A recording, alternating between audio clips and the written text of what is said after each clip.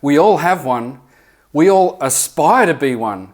But how do we be one in a virtual online classroom? This episode is going to be bigger than $300 million and a million alpacas. What the hell are you talking about? I've always been a pretty average person, academically, in the sporting field, popularity, musically, pretty much everything I do. I'm not at the top and I'm not at the bottom.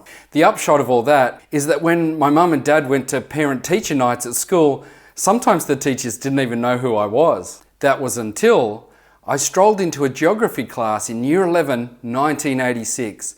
I took up my normal position right in the middle of the classroom, so I wasn't up the front with the nerds and I wasn't up the back with the popular kids or the troublemakers. But over a few short months, my powers of invisibility started to fade. Why?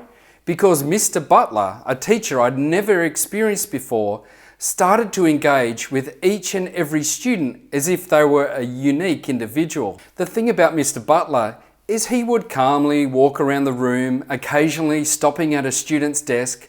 He would look them in the eye, say their name, and then ask their thoughts on a particular topic as if it mattered.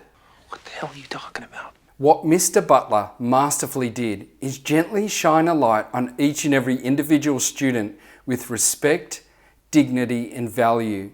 It didn't matter if you're one of the nerds up the front, one of the troublemakers up the back, one of the popular kids up the back left-hand side of the room, or one of these invisible kids like me in the middle.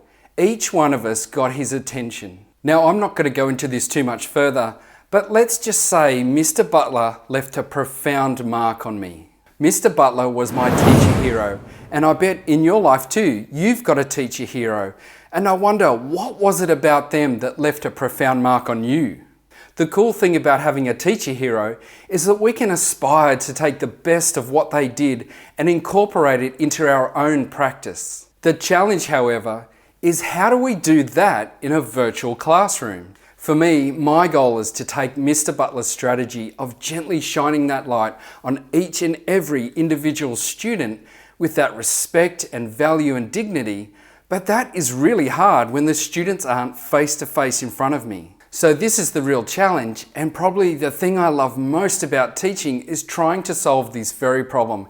How do I take this content in a particular delivery mode and spin it in a way that the students are going to be able to learn from it?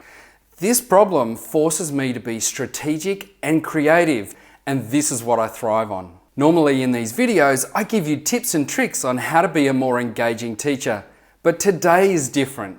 What the hell are you talking about? What I'm talking about is that Mr. Butler had specific traits that I really appreciated, and I need to be creative and strategic in the way that I incorporate that into my practice. The traits of your teacher hero are specific to you. That means you need to be creative and strategic in the way that you incorporate that into your practice and then apply it into a virtual classroom. So I've only got two things for you today, and the first one is to encourage you to reflect on who is your teacher hero and what was it about them that left a profound mark on you.